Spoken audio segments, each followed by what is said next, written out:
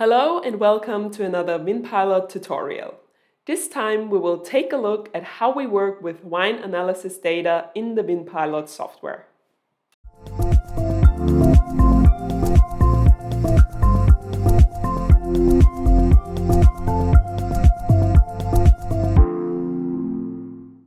To start with, let's hop right into our batch window.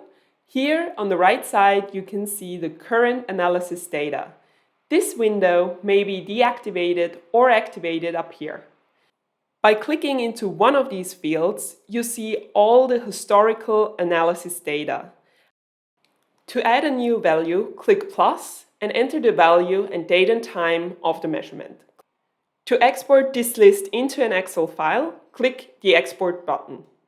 You may also export all the current analysis information into an Excel file by clicking the Export button right here.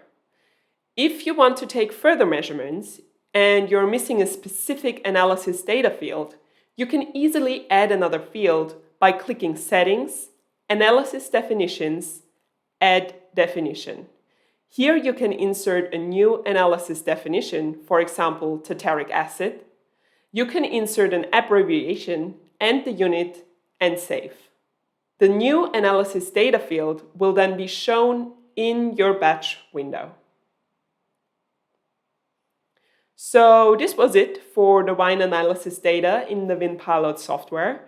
If you have any questions, feel free to reach out in the comment section below or by email at service@vinpilot.com. See you soon.